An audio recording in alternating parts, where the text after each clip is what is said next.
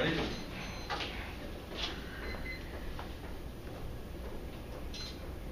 Libya has been unfairly exploited consistently throughout the century. We must, most notably in the form of depleted uranium usage in Libya and the invasion of Libya in 2011, we must address the consequence of our neo-colonialist impulses as a process of recognizing the past mistakes of the United States federal government. We advocate that the United States federal government should engage in significant civil society development projects by engaging in depleted uranium cleanup projects within Libya. Again, the United States federal government should engage in significant civil society development projects by engaging in depleted uranium cleanup projects within Libya. Unit 1 is the impressive past. First our unit in 2011, the invasion of Libya was by the United States depleted uranium was used in almost every region which has been linked to tons of disease and death and health failures of Libya are an ongoing result of United States colonialism. We must address the consequences of, we must address the question of reparations to reconcile decades of oppression and the ongoing imperialist effects on Libya demand assistance in the form of reparations. The United States has not and has no plan to apologize or clean up depleted uranium uses within Libya. The cleanup is key to reverse the political and economic hegemony of the past, and the impact is that this continued form of colonialism contributes to the immeasurable dehumanization and death, racism. This enfranchises and disempowers human beings. The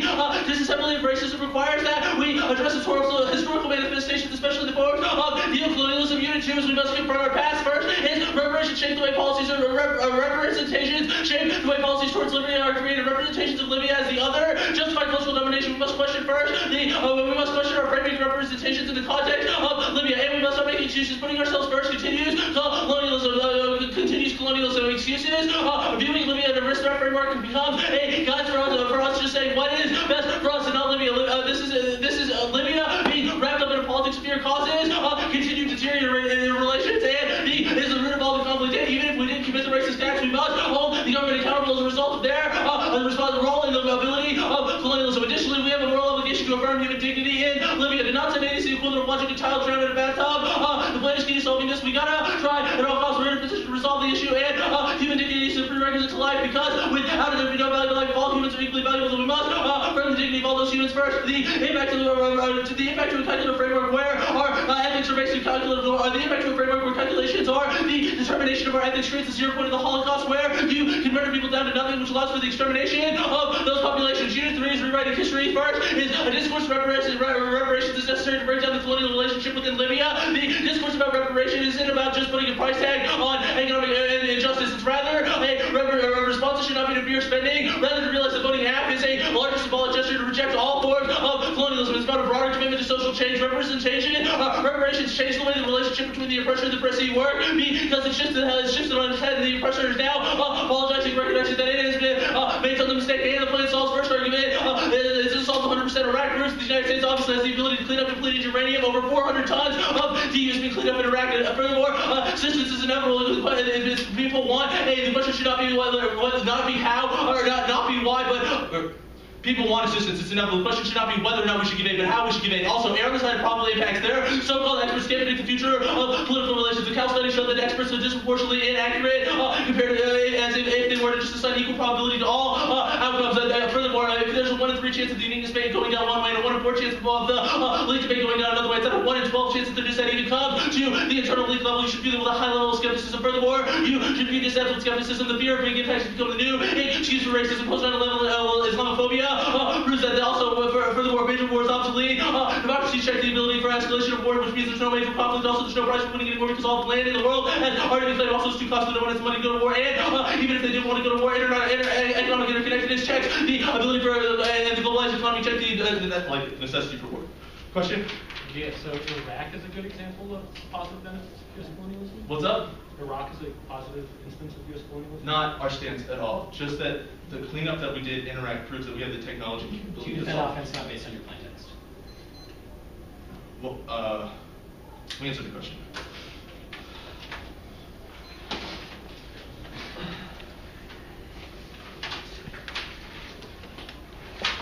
Or will be two off case. This case just straight and right? Yeah.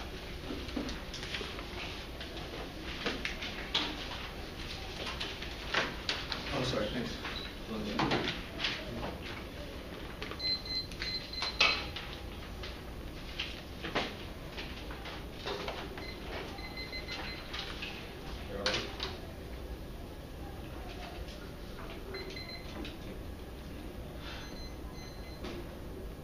She said China is China's favoring soft-line policies in this task. The first argument is key individuals have sided with soft-line policies. Literally, the Chinese foreign minister is pushing for peaceful resolution of the territorial disputes and provided a three-tier peaceful approach to the chairman of the Asian Reconciliation Council. She has pushed provide the support for the six-party talks and especially North Korea to give up its nuclear weapons program. Second, the U.S. is cooled Chinese fears over access to Libyan oil. Little aid. They took a vaccine approach during the Libyan intervention and supplied less than 15% of the total support for the operation. Will be the United States has refrained from following up intervention with nation building like Iraq. The third argument is Libya is key to China. Little Africa. It is Africa's largest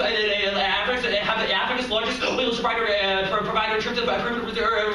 Little be seen as a critical alternative to disputed oil and a key supplement given the crisis that is happening to the end. The Lake's argument is the plan needs to shift towards hardline zeros in the PLA. The first argument, the plan to proceed as an attempt to crowd out China's influence in Libya via a quote benign gesture of goodwill. Little it's an unexpected reversal of Bush-era policies on in the context of nation building, which is purely used to crowd out China's oil interests. Little is China views humanitarian aid as zero-sum gang Wei Tong Beijing's leading international relations analyst said it's quote a battle for the heart of people's hearts and minds. As Chinese ancient philosophers predicted, the country who displays the more humane authority will win. The season point in time it will frame China's reaction to the plan. Libya is finally expected to start its next round of negotiations on bidding oil concessions, and China is expected to win. The plan looks like intervention on that. These turns needs to pivot at Libya's cautious time to turn towards PLA for security in the sector. The United States has said it will protect allies but not dictate territorial disputes while giving China room to seek alternatives. Means they can't seek those alternatives, which looks like it means they're totally encircled. Second is the plan kills the credibility of the soft line position. Like soft liners have preached the values of globalization, but the plan threatens China's interests and makes the soft line strategy look vulnerable to an aggressive U.S. posture, which means that the business interests flip into support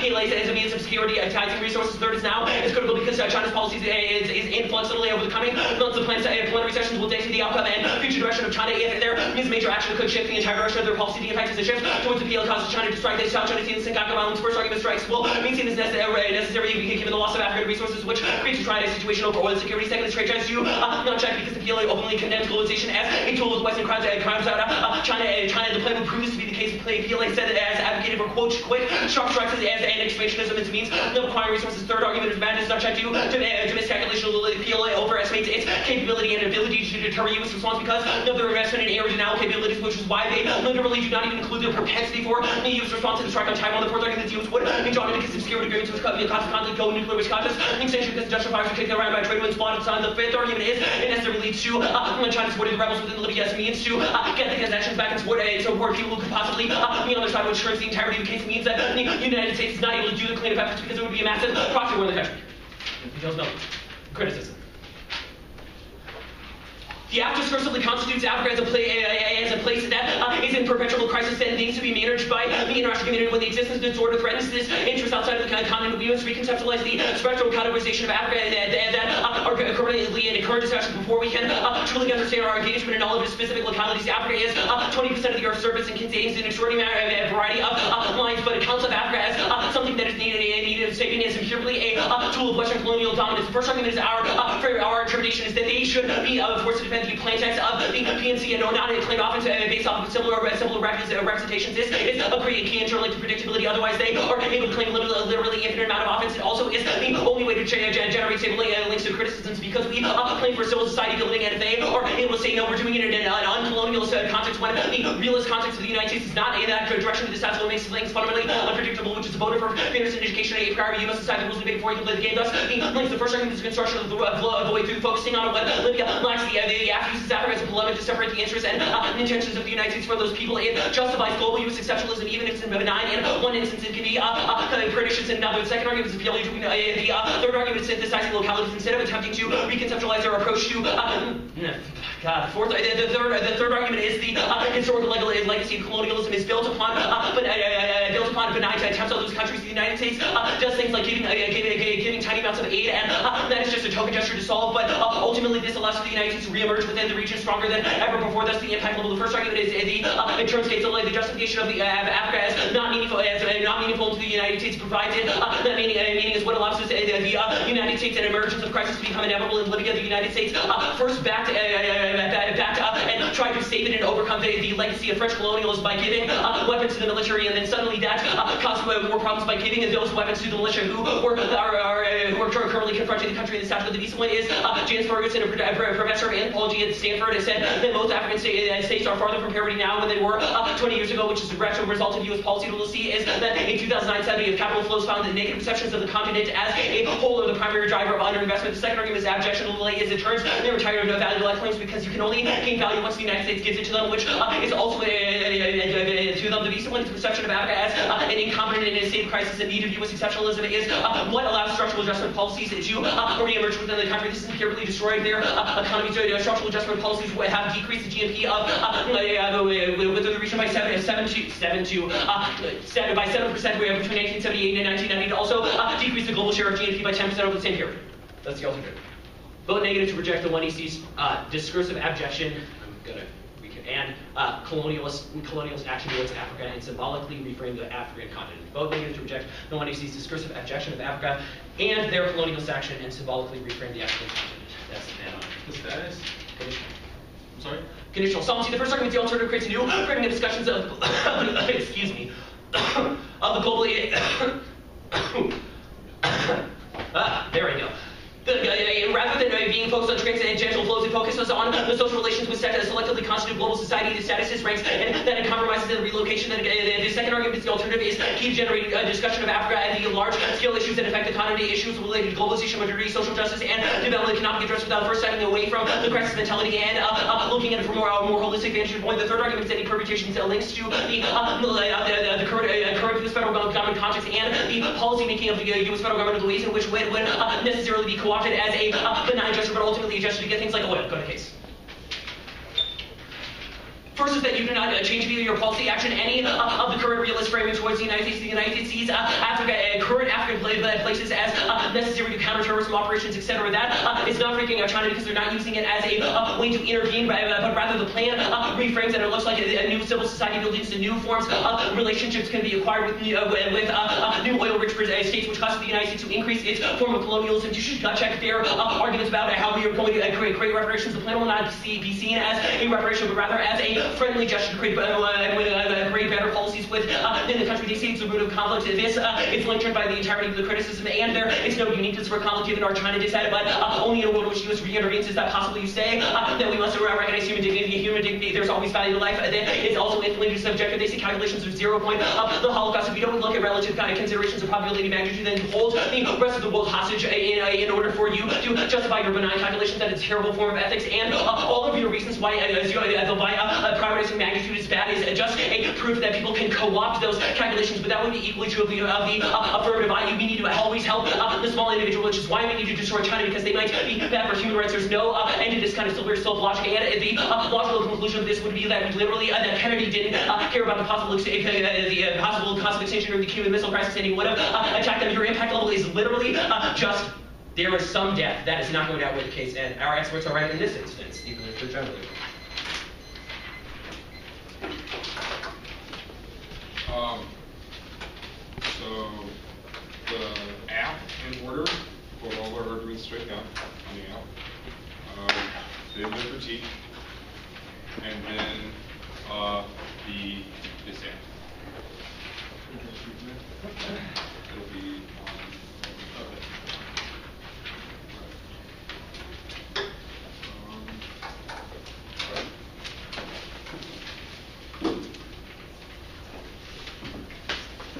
ready?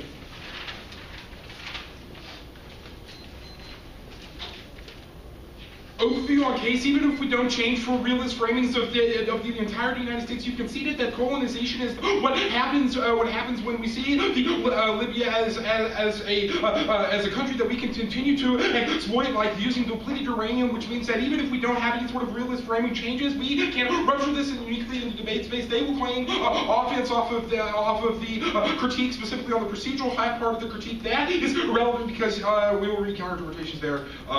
The app is a good idea. Go to the first argument. even if we don't change realist framing, you conceded that we create a spotlight specifically on the depleted uranium and the colonialization that's happening in Libya. Even if this might lead to new forms of retaliation with relations with oil-rich countries that links us to China, that is irrelevant because it should have triggered the link specifically when we increased oil ties with Australia. That was mainly exporting to China as well as other sorts of countries that we do, whether we exploit all the time. That at least the plan is a better step in the context of how the world better from the status quo. Also, you said the critique in terms of the affirmative. I'll get on that later. Also, intervention. That even if that is true, we have to go clean up the depleted uranium. It is seen as a symbolic gesture of reparations. You've conceded a host of arguments say the reparations is flawed. One is it's key to is a symbolic gesture which shifts the oppressor-oppressee dichotomy, which is uniquely important for link turning. The critique, but also Iraq proves that we have the technology to do it. Moreover, you conceded that these forms of aid are inevitable. It's just a question of how we aid them, which means that the critique impacts are uniquely inevitable, as well as the links to the impacts of the disadvantage. It's just a question of how we aid them. Also, you have conceded that consequentialist making is decision-making leads to zero Holocaust, even if that is ethical absolutism. You conceded that counting people with nothing is absolutely more worse because the ethical absolutism at least creates an ethic that is good, that we should not colonize other sorts of countries, and which means that if people go off calculations, which links us back into the disadvantage, it's irrelevant because the colonialization that happened in the past can at least be reversed by the status quo. What's up? They dropped that viewing Libya in a risk-type framework is what causes deteriorated relations and conflict, i.e. their framing of the dissent causes the dissent. Also, they've conceded that the framing of the disadvantage, specifically on how we view Libya, is what causes the disadvantage. Moreover, you have conceded a number of arguments that you should not buy the impacts of the disadvantage. One is big impacts lead to racism. 9/11 proves that, which is a priori reason to reject, but also economic interdependence would never lead to your impacts. Moreover, there's no funding of war. Also, the PLA is inevitably going to reach to the Syncagos, which means the impacts of the disadvantage are inevitable because the way the PLA works, they see it as an inevitable swarm of resources, and they want that, which means that mindset is not changed by their critique or the status quo. Is that fine? Okay, cool. Go to the critique.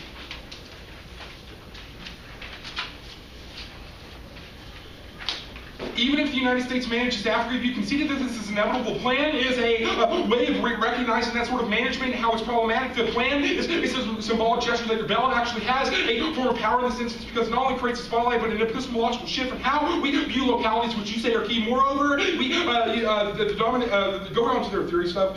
They also say that we can't get offense from the offensive part of the plan text. First off, we need, because we have contextual solvency that indicates reparations are the best social service or civil society project. More of the counter-conclusions in the affirmative must depend. One, unconditional option and recent justification for that policy. The reason for one is that it should express this obligation or duty, which we need because we increase aid specifically over reparations also. Your ground arguments are not, even if you have stable link arguments, we're not garnering offense from other parts of the plan. We say that we are a symbolic gesture, even if we defend free out, which means that it's a vote for reasonability. Could be reasonability because if we win offense, we can one or more all the stands we win. Debate and competing interpretations causes a race to the bottom. The impacts are inevitable. We just say it in text. Also, the impacts are inevitable because we can just say it in text. Is that fine? We go back to case really quick. Yeah. They say we're fascist because we're like moral tunnel vision or whatever. Yeah. We're only fascist against racists. That's probably good. Also, they say we're ethical absolutism leads to fascism. We're only fascist against racist, which is probably a good idea. Go on to the least thing. You've conceded a number of arguments. The plan is a decrease in exceptionalism. The United States views them as a project that the United States views Libya specifically as a project where we can continue to develop and screw over their economies. Another reason why these forms are inevitable is because we continue to have we continue to have bank loans that we give to oil-rich countries, especially within Africa, that can never pay back, which means that the exceptionalism you talk about is inevitable. But the plan is at least a risk reversing that colonialism. Even if colonialization oftentimes is built upon small, happy projects, the effects of the plan is just decreasing depleted uranium. You don't isolate any sort of instance of how, what happens after the debate. Also, go to the impacts. You say in Turner's case because the United States will continue to provide militias within the area. Not true. The depleted uranium would just be cleaning up and getting out, even if that relates to framework of how we continue to help Africa. It's better than the status quo and stops people from dying because of depleted uranium, which you can see is always going to outweigh the disadvantage as well as the critique because the probabilistic impacts should be happening first. Also, you say the need for a plan leads to colonialism. Also, I've already answered that. Go to the alternative. Where's the alternative? Right here. Sorry. Do the plan, vote affirmative to reject the 1AC's discursive objectification of Africa and falsely reframe the African problem. It's do the plan and minus the negative part. Research for once creates a coalition specifically if we have colonialism that is built upon small projects, it allows for a recognition of how those things actually exist. Moreover, this Hegelian dialogue, when you have a thesis and antithesis leads to a synthesis between all the disadvantages of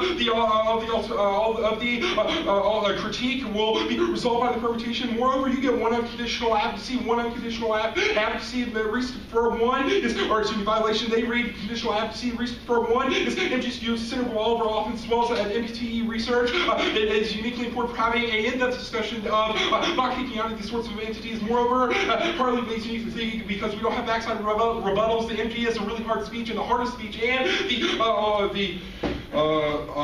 we don't have cards, which means that we can't. Also, it's a voting issue for competitive equity, a priority competing interpretation, fairness, education, display the standards. Also, the permutation doesn't link because of the coalition. Let's go to this tab. All right.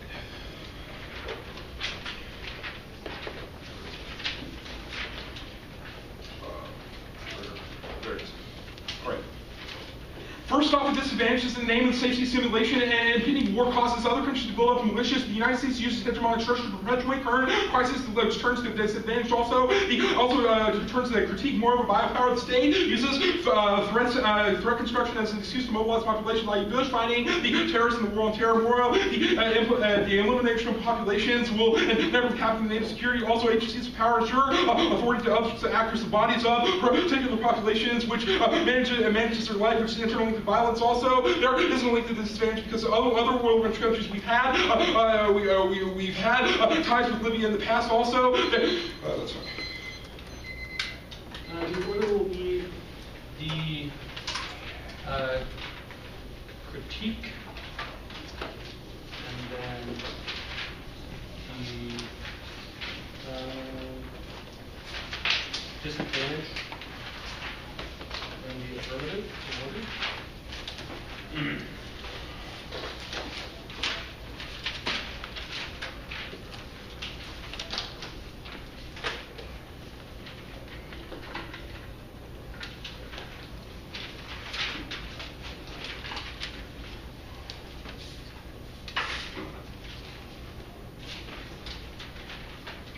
Ready?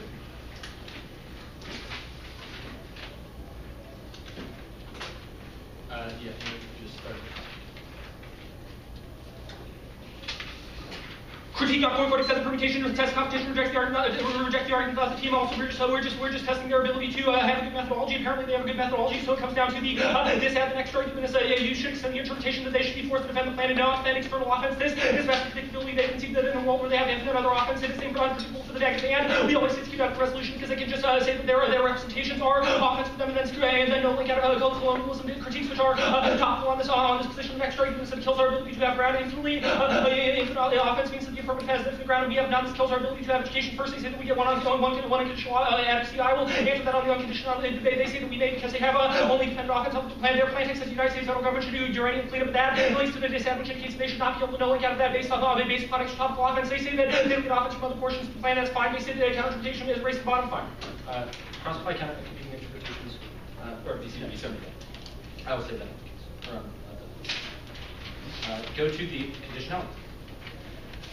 conditionality. The first argument is we will have one conditional IPC in the block first, and that's this quote. The second argument is counter-interpretation of the negatives justified one conditional IPC in the status quo. The MO goes one in the block. We move forward with the solves your offense PMR strategy plus MO collapse solves MD skew because PMR speaks last and has 4 minutes to prep against block first. Counter standard staggered flexibility. The affirmative speaks first and last has 20 minutes head start against a skull. We only have 6 minutes to respond to plan externally compares and automatic kills counterplans which according to ground means lose the base right. The counterplan wrong in 6 minutes without testing counterplans key to negative flexibility because it's key to check the intrinsic advantages and the next argument is Kondo is bad because it overpowers this as the counterplan which kills education because no talk about the other kills versus there's no backside of battles only one and we only get one chance to answer the offense. You don't need to set counterplan because even if you kick the counterplan you still get 7 minutes of offense and value and they say skews inevitable and ammo skews worse because it's their last chance to make arguments. Your incentivizes them with skew in the form of PMR standing gun dissets the alternative and class keeps chapter imitation you say reciprocality you say NPTE research are arguments that we get a better breadth and depth of education in terms of the topic which will only have once during the NPTE which means that in order to put all of our research that we've gathered over the past 3 weeks to use we must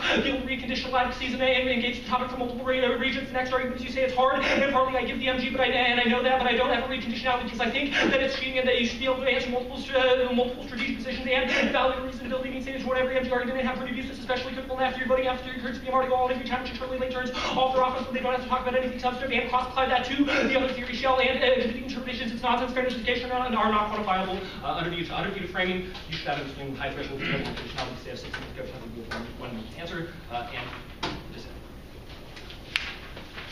they have functionally conceded the substance of what they said. They've conceded the China's soft line of the status quo, which means that all of their assimilation and intended build-up arguments are absolutely not responsive. These are arguments to frame out advantages in a world where you're reading a critical negative, but they do not mean that the dissent goes away. Our argument indicates that there's not going to be a crisis in Africa in the status quo over resource conflict because the United States and China have an understanding that indicates that we are not creating an idea of an impending war. We are talking about a specific war that happens after your plan because you've conceded all of our specific links. There's not a reason why you should just disallow these because of threat construction. Our argument is that threat construction is necessarily good and that for some reasons, but moreover, you've conceded that our experts are right from the affidavit, which indicates that we can make certain predictions and that even if we denied our ability to make the link arguments would be irresponsible and unethical insofar as would reject anything that contests the claims with the affirmative, which is essentially ethical fascism and denialism of any possibility of there being a bad outcome to your policy option. You should be forced to defend that your policy option is good in the face of bad things that involves substantive engagement with the link debate and the uniqueness debate, which is not something that you have done in this instance. You say that biopolitics leads to actors and bodies, or creates no value to life via actors and bodies. You conceded that value to life is infinitely subjective, then you cannot take away value to life. But additionally, biopolitics is inevitable because of soft science, healthcare, etc., which means that there's literally there's not a link differential between these kind of things. They're just saying that we should not be able to talk about the state, which is obviously asinine in the context of their entire affirmative, which is talking about how we should reframe past state action in a world where they're reframing triggers reframing on the part of China, and we've articulated why that leads to a conflict. Obviously, you should take this into account. Now, it's unique to say they have not answered any of these arguments except for that we've intervened in the past in oil-rich countries. They have conceded that Libya is particularly critical because it's their largest provider, and that in the context of the 2011 invasion, it looked like the United States pulled off right afterwards, but the plan is stepping in and providing humanitarian assistance, which China has empirically viewed as zero-sum. This is dangerous because it means that China is not able to pursue the $18.8 billion contracts that they were trying to before the 2011 invasion, and that they are now trying to renegotiate. It looks like the United States is moving in on their key oil supplier. They have not articulated any other oil suppliers other than Australia, which is obviously not a large oil supplier to China. They've said far less oil than Libya. Libya is literally the most oil-rich continent in Africa, which indicates that it's particularly the key. And even if we did step on their heels in Australia, that is a much more minor region. And the United States and Africa have historical ties that would indicate that this is normal means for cooperation with Australia, whereas the United States and Libya have had historical antagonisms, and the United States was not planning on pursuing these resource investments. You say that you've conceded the entirety of the link debate that China would view the plan as a zero-sum action, which means that even if the United States is trying to look better and trying to not colonialize and trying to give itself a sort of response by saying that it is no longer going to be a bad actor within the region, China doesn't perceive that way, which means that they will still be perceived as creating a deadly Asia-Pacific scenario and quasi-encirclement because they don't have alternative sources to oil within Africa. They've conceded that softliners would become vulnerable, which would mean business is flipped to support hardliners. hardliners, and that in a world where the hardliners can come to power due to the power uncertainty within China post the plenary session, it means that there is a massive risk of conflict. They have conceded arguments which indicates that trade ties do not check in this instance, which is the only defensive argument that they said in the MG. They have conceded that the PLA has condemned globalization as a tool of the West to try and boost China's influence within the region, which indicate and that they would pursue sharp strikes against countries within the region. But moreover, the fact that moreover the fact that the Air Force Colonel Dai Zhu said to the Global Times that they see Vietnam, Philippines, and Taiwan as three dogs. They only have to kill one, and the rest will heal. This indicates that they do have the propensity to take action within the region, and that trade ties are not significant to check. They've also conceded that MAD is not able to check because of aerial denial capabilities have inflated the PLA's opinion of their ability to take on the United States. Hence, they don't include the United States in their Taiwan calculations. They have also conceded that the United States would necessarily support these incursions and that they would go nuclear and cause extinction, which obviously outweighs their friends. Question? No. Not good. First argument is extinction outweighs the 7 billion people in all future generations. It's also irreversible. You can't come back with that. Then epistemology is a precursor to ontology. We can't understand why the legacy of colonialism is dead in a world where we're all dead. But additionally, you can extend Martin's argument that value of life is infinitely subjective and requires speaking for others. We won the argument that we should preserve the ability of people to preserve their own value of life, which is best articulated via the dissad because it precludes the wiping out of people to affirm their ability of life for 7 billion people. The next argument is that you can extend that this is seen as necessary, that currently the United States has that this would not be viewed as changing the realist framing, that actors have investments within these nations, and that China would not think of this, that China would think of the plan as a humanitarian intervention. They say that even if this doesn't change, then colonialism is what happens when we see people exploited by depleted uranium. We are outweighing this argument. Your only relevant argument on this is that China is relevant because Australia's ties to a larger eye have already answered that argument, and also you haven't explained how your rupture within the debate stays gains do any offense in the context of the disadvantaged world, where is the question of competing orientations to the world. We will always win the debate because we are able to preclude the death of 7 billion people by acting with the policy frameworks. You have also conceded that in a world, you say that we shift to a repressing mentality. There's no articulation of why this is the case in a world where we're able to resolve the dissad. That is infinitely better. You've conceded the value of life claims. I need to answer one more argument, which is that they viewing Libya as this problem is what causes the dissad to be inevitable. We won the argument that it is a proximate instance of violence. What? They say the PLA will inevitably go into Chicago State. They say the PLA will inevitably go into Caucus. They've conceded that the softliners in power, which means that even if they are taking minute stances towards going into Caucus, this is not indicative of generic or general Chinese strategy, as per our quote from the foreign minister and Xi Jinping, which means fire die forward as well.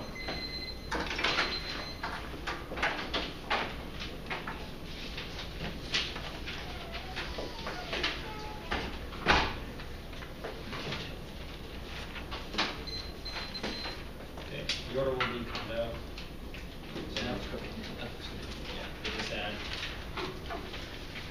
case.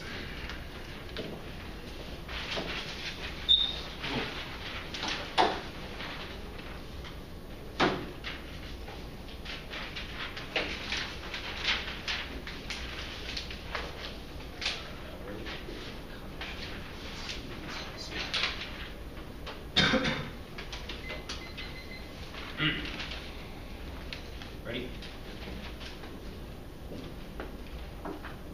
Conditionality is not an out for them. Ask yourself, what do they lose in a world of conditionality? The only thing that they lose is they can't go for a disactive counterplan as a reason that the team should lose the debate, but that is comparatively worse in this parliament debate, which Link turns their hardly key standard. If they are able to PM our sandbag and we do not have the ability to respond, it means that we are not able to, it turns all of their fairness arguments, it also turns their education arguments, because it means they sandbag on a 30-second disactive counterplan. You should also be very, very skeptical, because they do not read a terminalized impact of any of their arguments, i.e. NPTE, credibility, NPTE, and in-depth. There's no articulation why conditionality means that there is not an in-depth discussion. What is the bright line for that? It seems like we have had a robust discussion about ethics and a robust discussion about China, and how would you really determine if it would be more in-depth if we were not able to read the criticism and the status quo? All of our air negative arguments are also pretty good, and also because in the structural parliament debate we read the counterland text wrong and they were able to read offense for that, we couldn't kick out of that, we would just lose.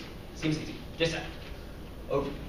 They will not be their ethics question. I think Logan is damning on this argument, and it contextualizes all of the LSC claims on being case. They are a form of ethical fascism. They say that because we read a small impact, we shouldn't have to care about the consequences. But this is the worst form of, this is what empirically allows for the worst kinds of violence to be done, because we say we do not care about our consequences. We know that we are, in our hearts, we are benign actors, but that is what allows us to ignore the fact that maybe we are actually colonialists, that we have problematic viewpoints towards Africa. We are not going for the cave, but this contextualizes our ethics argument as well. It also contextualizes the conceded argument that their impacts to consequentialism being bad are just descriptions of how it can be co-opted, which is equally true of your only prioritize small impact. So there's literally no offense against consequentialism, but there is ethical arguments for why we must look at consequences. Rather, instead, if we do not, then we hold all 7 billion people and all future generations hostage for the affirmative moral purity, which is obviously not a gesture that you should feel comfortable going for. Now, they have two definitive arguments. First, on the case, they say that softliners moving into Chicago is inevitable. I don't know how, or hardliners, they don't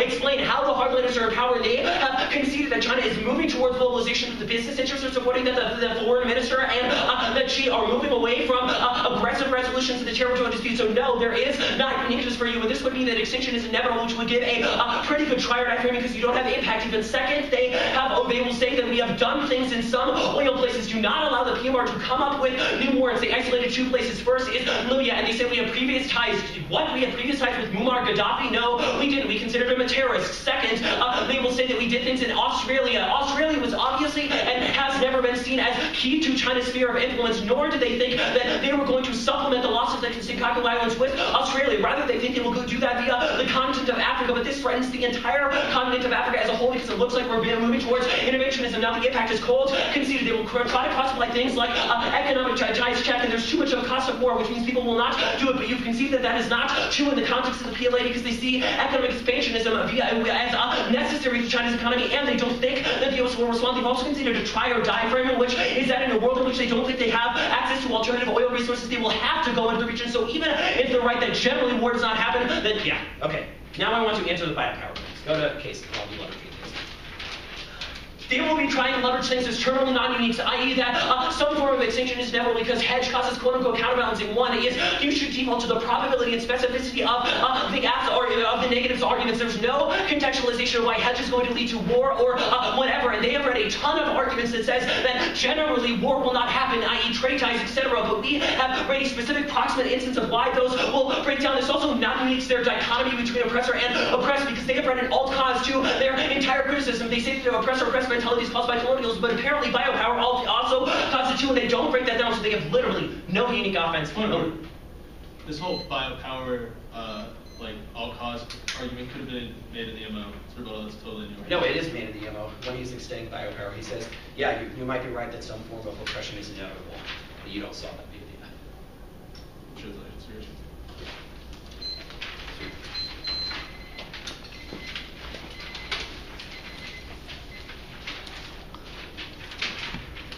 Critique. Case. Case has an overview.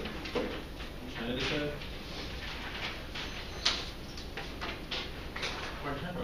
Yep.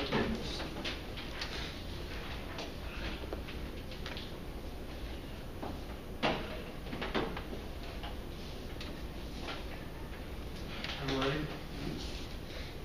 We'll let him get 8 minutes.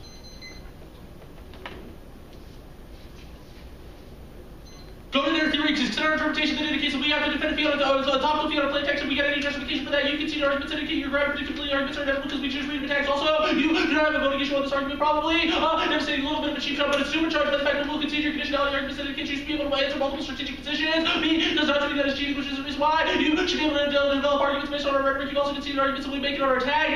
Anyway, which means there's no ability for you to get around this. We can defend the discourse anyway, which means that your particular arguments are, and then also your NPTE answers to conditionality also. Does this prove your particular arguments no reason? Or you wait, especially in the context of there's no unique voting issue, go to case B. No justification for the reason why the case is bad. Their only argument is indicates that there's no argument that indicates that we are problematic. They say that we're world television. That's fashion. You can see that that's probably good because we should do things like not let racism happen. Sometimes world television is good, like in the context of racism and in the context of rape, probably because we should never say those things are good. You have no offensive justification for why we should not do that. This is here is where the debate is won. The MO is very, very good, except for one devastating concession on the case debate that indicates that development and assistance is inevitable to Libya, in which non-unique the entirety of the dissent. There is no response to this terminal. It removes literally all of their ability to generate a unique impact. This also supercharges our Renan argument that indicates that experts are usually wrong because there's no way for us to predict all of the possible outcomes. This means that it's possible for Chinese invasion. Also, this conceded argument that indicates that AIDS inevitable also supercharges our only other good answer to the dissent that indicates that they want to roll into the Saku is inevitably because of ideological conflict. That they are warned here about the Chinese general quoting stuff. Look no further than their national anthem, where they say that where we are not something we will smash into smithereens. Probably means that they ideologically want the Senkakus either way, which means that invasion is inevitable. Two reasons. One is you've conceded that aid to the United States is inevitable, which means that the thesis of your leak story is true. That China perceives invasion of Libya as a reason to invade the Senkaku. That's inevitable. Or that ideological conflict makes the invasion inevitable anyway. Now, though, to the case proper, you say extinction outweighs not in the context of our affirmative. You conceded that racism causes death and disenfranchised people. You say value of life is subjective. We speak for others. No, in fact, speaking for others. And also, this subjectivity value of life argument is exactly our claim. Racism disenfranchises and dehumanizes people where they're not allowed to determine what their own value of life is because they're being comprised by oppression. Plan results because it has an ethic of reparations to Libya that says that we should no longer use depleted uranium money. You've also conceded that we have a 100% ability to control death. You have conceded massive terminal defense to your disadvantage. You have not resolved the fact that the plan solves people from dying of cancer because of depleted uranium use. It's also conceded that racism causes cancer. Also, this risk third argument is not going to resolve properly in the block. You've conceded that the only reason for the dissent that exists in the first place is because when we construct Libya as a threat, then they become a threat. That is exactly what justified the invasion of Libya in the first place. Probably also proves arguments there. You say that we don't solve an alternative form of biopower. That is, you are right. We probably don't solve all of the ways that people are disenfranchised in the world, but we definitely solve this instance of colonialism. There's no response to that, which means we at least have a big impact. Also, the death arguments that are conceded as a result of DU are clean for us. Look, here's how your decision goes down. The case solves death 100%. The dissent has conceded terminal defense, and there's no risk of that, especially in the light of the fact that they're responding to this economic connectedness arguments. You say that China views it as a play for the West, and why do they always trade with the United States despite us having tons of conflict? Go to the China dissent. Do you mean this debate is irrelevant in context when you've conceded terminal leak defense? The United States will never really go into Libya. It's a question of how it is perceived. You've conceded the fact that the plan is not perceived as the worstful way that the United States will interact in Libya, and which means all we are is a reparation. China obviously knows that all we're doing is cleaning up depleted uranium. There is not a realistic link in the whole shell that indicates that cleaning up uranium. What's up? There's not link defense. Yeah, the link defense is conceded on the case. We've already talked about that in the overview, which is aid is inevitably coming. That is not a reason why the plan would not be seen as some form of intervention that China would not like. And that is not a no link in this opinion. It is not a no link. It is your link is non-unique because China will perceive the United States invasion. It sounded like there was a link differential. Okay, sure. They have no uniqueness to their link. The United States will inevitably invade or inevitably engage with Libya. It's a question of the way it's perceived. You do not have a specific argument about depleted uranium usage anywhere. It's rather just about the broader agenda of the United States in Libya. You've conceded that more of that is coming, and you have no offensive justification for the way we give aid is problematic. Now to the impact of aid. You say that China inevitably rolls into the Senkaku. You do not have a response here. You don't go for your one good argument here, which is the turn case argument of the block. So all they are standing on is this China argument that in case they invade Senkaku. You say that doesn't check, but there's no response to trade ties. All you say is that trade ties are perceived as the United States the control of China. That is not necessarily true. That is not true because China benefits from the United States trade ties because they collect all of our cash. It's not like China just. That's not like all China does is buy United States stuff. And they are necessarily dependent on the United States for their entire economy, which is the reason why they wouldn't strike because they know the United States want to do it. Or it's such a big issue to China that they will inevitably strike the Senkakus because they want the resources anyway. You can see Kevin's other pretty good argument here that indicates that either way, as a result of the plan, Senkakus still have resources that are perceived as valuable. Their desire to get those resources is irrelevant in the context of Libya. Even if they want more Libyan resources, that deny the fact that they still want Senkaku resources, even if they can get both. Which is the reason why you wouldn't do that. The disadvantage, the conceded terminal defense, along with the impact framing arguments, we should prioritize racism and dehumanization because it makes lives meaningless. Not that people don't get to choose what the value of their life. It makes people not be able to choose what the value of their life is because they're marginalized by racism and colonialism.